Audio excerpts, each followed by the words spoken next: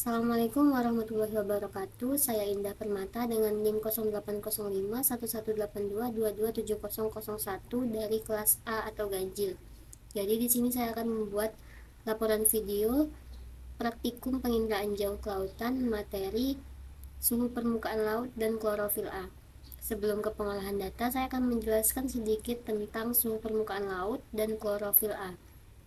Suhu merupakan suatu benda fisika yang menyatakan banyaknya bahan yang terkandung dalam suatu benda.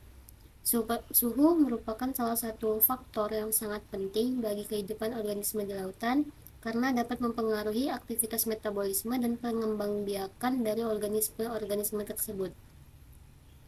Suhu air laut juga dapat mempengaruhi ekosistem di wilayah pesisir, baik terhadap kehidupan ekosistem terumbu karang, lamun, dan mangrove, maupun terhadap organisme yang hidup di dalam ekosistem tersebut.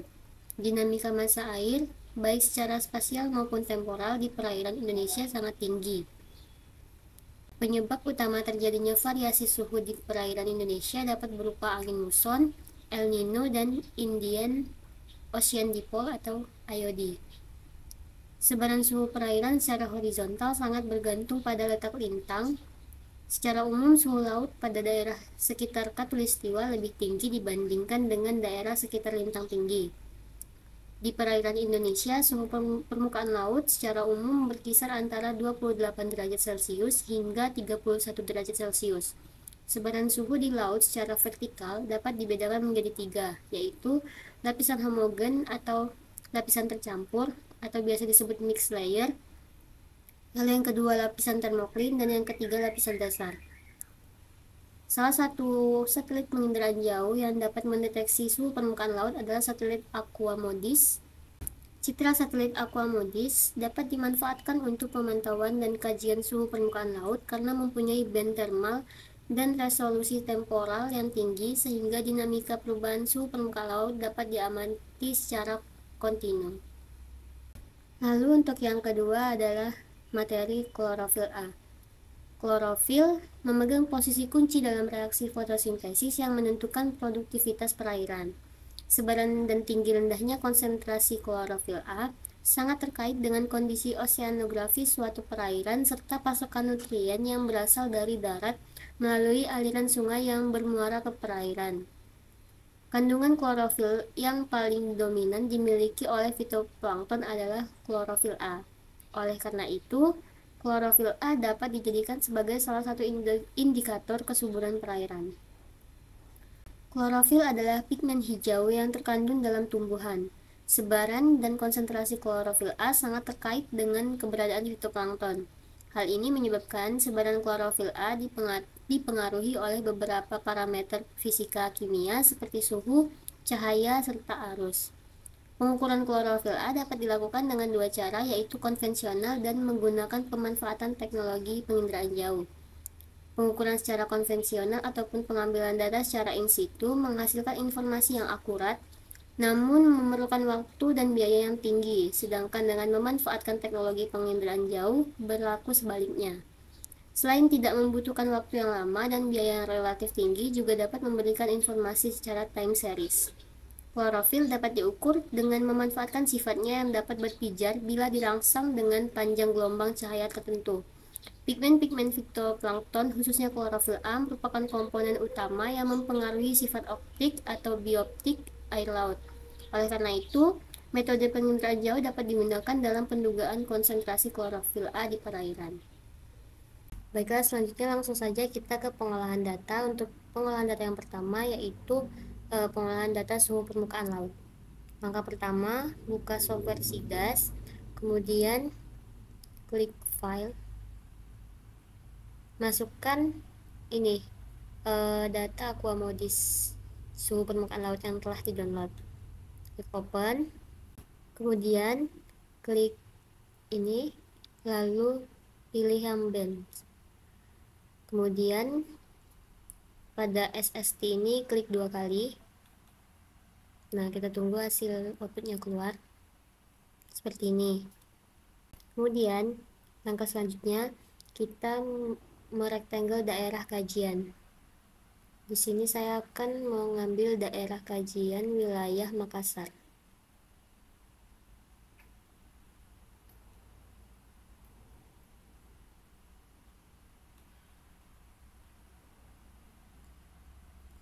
Nah, seperti ini. Lalu kita ke raster, lalu pilih subset. Kemudian kita klik OK. Nah, maka akan muncul hasil subsetnya dari sini. Lalu pada bagian subset ini kita buka juga, pilih bench, lalu pilih yang SSD. Nah, seperti ini. Langkah selanjutnya kita klik bagian daerah kajian yang udah kita rectangle, lalu pilih export mask pixel. Di sini untuk select masknya kita pilih yang geometri, lalu klik OK.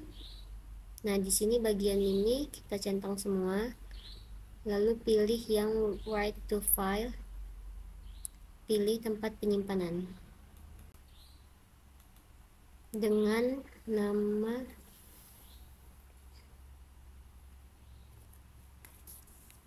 sini saya kasih nama SST Makassar.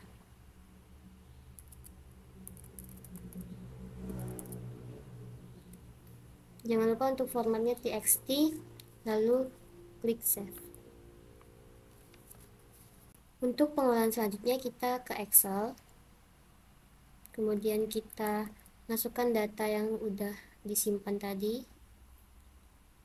kita drag aja seperti ini. Lalu untuk bagian atas ini kita delete aja, kita sisakan longitude, latitude, dan SST aja.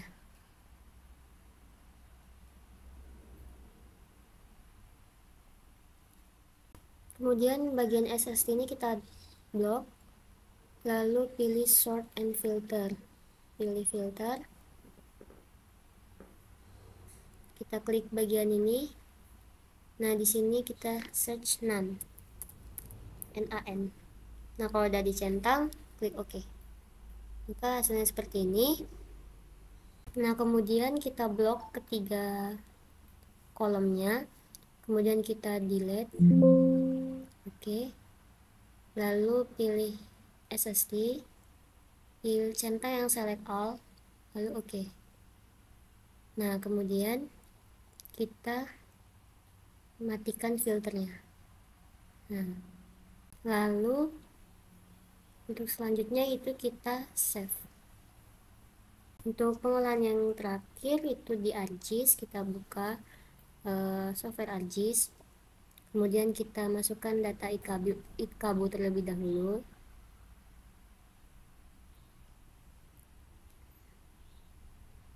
Kemudian kita masukkan juga data yang tadi kita olah di Excel. Nah, yang ini SST Makassar, klik add. Lalu pastikan untuk X fieldnya itu longitude, Y fieldnya latitude, dan Z fieldnya itu SST. Untuk koordinat sistem WGS 1984. Lalu kita klik OK. Nah, maka hasilnya akan muncul seperti ini. Nah, langkah selanjutnya kita ke search, lalu kita ketik IDW, pilih yang IDW Spatial Analysis. Untuk inputnya ini SST, kemudian untuk Z value nya SST, lalu untuk outputnya, untuk output kita masukkan ke geodatabase.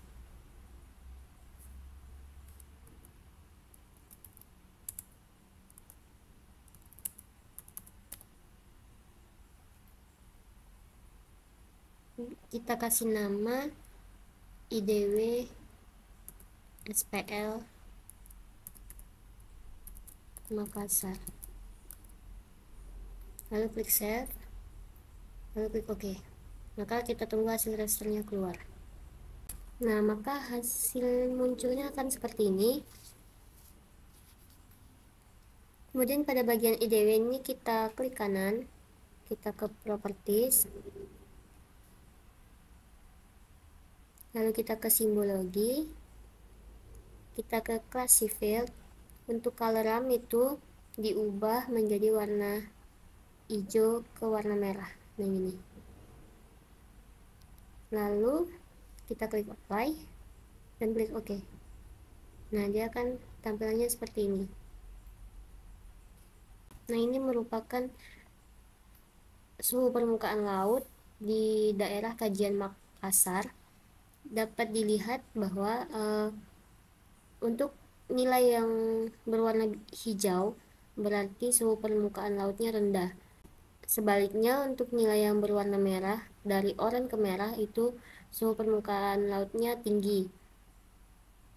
Dan dapat dilihat bahwa untuk bagian selatan dari Makassar ini, perairannya suhu permukaan lautnya rendah, dan untuk bagian utara mendekat ke daerah daratan itu suhu permukaan lautnya tinggi. Kemudian kita lanjutkan untuk pengolahan klorofil A. Langkah pertama, masukkan data klorofil A.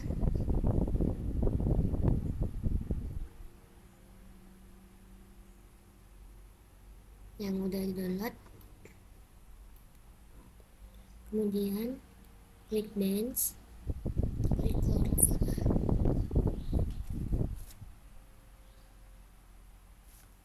Untuk daerahnya sama seperti suhu permukaan laut tadi, saya mengambil untuk daerah Makassar.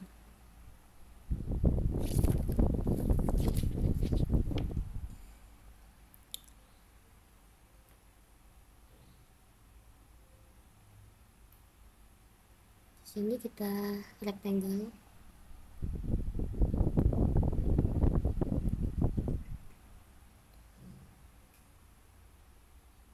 Lalu kita pilih raster dan pilih subset. Lalu klik OK. Nah, maka muncul seperti ini. Sini kita klik lagi klorofil A-nya. Nah, kalau udah, kita klik pada daerah yang udah kita rectangle. Lalu kita klik kanan, pilih export max pixel. Nah, di sini kita centang semua. Kemudian klik write to file, pilih tempat penyimpanan. Di sini saya kasih nama CHL Makassar. Jangan lupa untuk formatnya itu txt, klik save. Langkah selanjutnya kita ke Excel, lalu kita drag file yang sudah disimpan tadi.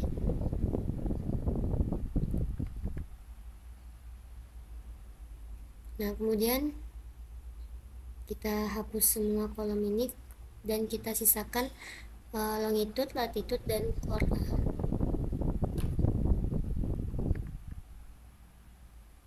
Nah, kalau udah, untuk bagian core A jangan lupa kita filter, search NaN. Nah, kalau udah, kita blok semua.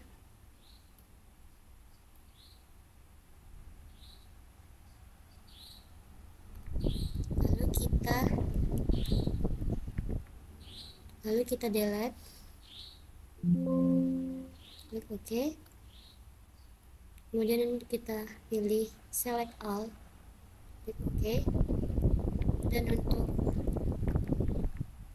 kolom klorofil A itu kita matikan filternya, lalu kita simpan. Langkah selanjutnya kita ke ArcGIS, kita masukkan data Ikabu terlebih dahulu, lalu kita masukkan data klorofil A.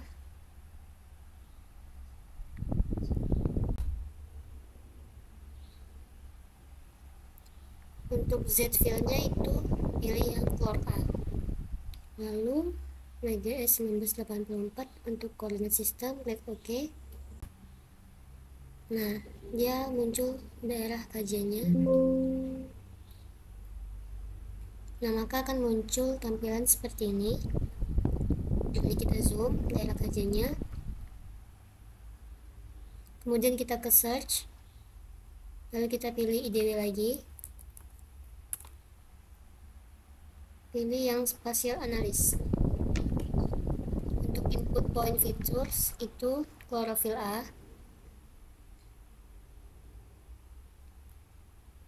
lalu untuk Z value nya chlor A juga. Untuk output ini kita simpan IDW,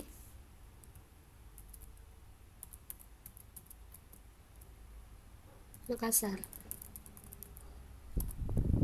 lalu klik save, klik OK, maka tunggu hasilnya keluar.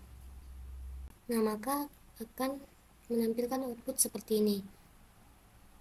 Kemudian kita klik kanan pada IDW, properties, kita ke simbologi, ke classifier, dan color RAM-nya diubah menjadi dari hijau ke merah. Lalu klik apply, klik OK.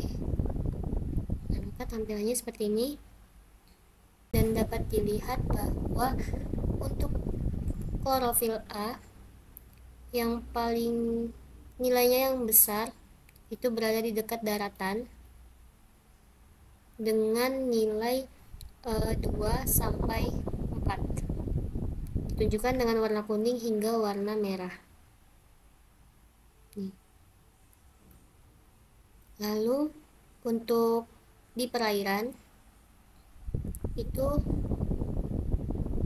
di perairan laut dalam itu nilai chlorophyll A-nya rendah, sedangkan di perairan dasar nilai chlorophyll A-nya tinggi dan dapat digunakan sebagai daerah kajian ZPPI. Untuk kesimpulan, yang pertama yaitu suhu permukaan laut dan chlorophyll A dapat diukur secara akurat menggunakan satelit penginderaan jauh. Lalu, yang kedua, suhu permukaan laut dan chlorophyll A menunjukkan variasi spasial dan temporal yang signifikan. Variasi ini biasanya dipengaruhi oleh berbagai faktor seperti iklim, arus laut, aktivitas fotosintesis, dan upwelling. Terdapat hubungan yang kompleks antara suhu permukaan laut dan chlorophyll A, di mana chlorophyll A, pigmen yang memberi warna hijau pada tumbuhan laut, umumnya lebih tinggi di daerah dengan suhu permukaan laut yang lebih hangat. Seperti tadi yang ini di dekat dengan daratan, yaitu perairan dasar atau perairan dangkal. Lalu yang keempat, informasi tentang suhu permukaan laut dan chlorophyll A dapat digunakan untuk berbagai aplikasi. Misalnya untuk memantau kesehatan ekosistem laut, memprediksi hasil panen ikan, dan memahami perubahan iklim global. Lalu yang terakhir, penginderaan jauh satelit merupakan alat yang penting untuk mempelajari suhu permukaan laut dan chlorophyll A. Data dari satelit ini membantu para ilmuwan untuk memahami dinamika lautan dan dampaknya terhadap lingkungan dan manusia. Mungkin hanya itu yang dapat saya sampaikan. Lebih dan kurangnya saya mohon maaf. Saya ucapkan terima kasih. Wassalamualaikum warahmatullahi wabarakatuh.